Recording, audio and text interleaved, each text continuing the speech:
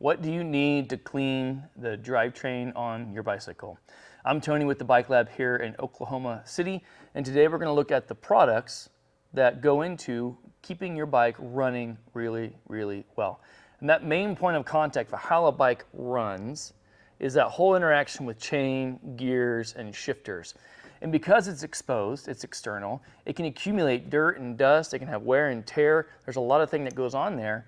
And the longer you leave your chain and those shifting components dirty, they wear faster and they operate less efficiently. They don't shift as well. So today we want to walk you through some of the products that we use and we recommend to clean that drivetrain. Now, when it comes to the chain and the gears, what's important to know is people always ask us, how often should I clean my drivetrain? And we usually respond with, well, how quickly does it get dirty? If you're riding gravel consistently, especially here in Oklahoma where you have the red dirt roads and you're accumulating a lot of dust on that chain, you might have to do a drivetrain clean once a week. Because again, that gritty, sandy element on that chain and interacting with those gears is gonna wear down the gears and the chain. The gears themselves have a specific shape that helps the chain to transition from one gear to the next. It's called a shifting ramp. And as it moves, it can shift really clean. But if you have a bunch of sand on your chain all the time and you're not getting it cleaned off, it starts to wear those grooves out and you start to lose an efficiency in your bike being able to shift well. So when you get to an event day and the elements are extreme, and all of a sudden your bike just won't shift right, sometimes it's because you haven't been keeping good maintenance and cleaning those elements so you don't wear down the way that they're shaped to work properly. So if you're riding on the road, and it's usually in dry conditions, you might only have to do a drivetrain clean every 2 or 3 months, as long as you're just keeping it wiped down and maintained. So it can be every 2 or 3 months, it could be once a week. It really depends on the conditions you're riding in.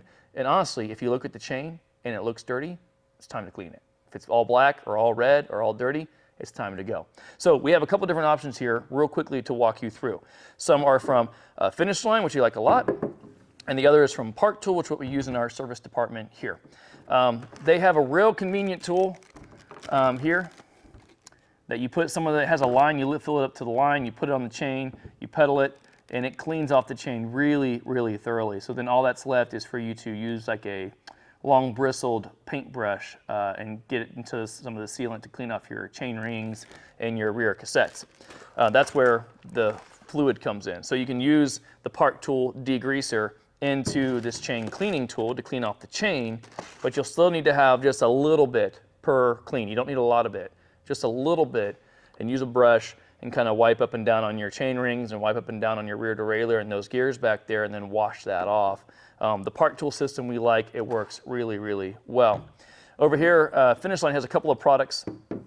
And again, degreaser works really good on your drivetrain components, but can also work in and around your shifters. If you have older Shimano shifters or older SRAM shifters and they start to get a little gummy, sometimes some degreaser pointed into that shifter can clean it, get some of that debris out of there, and start to get your shifter working right again. But these are two other elements that help clean your bike.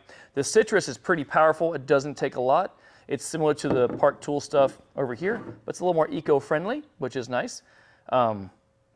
Again, you're using this on the chain rings, the chain, the rear set of gears, and some of those elements are getting dirty because of that lube dirt option that happens as you ride.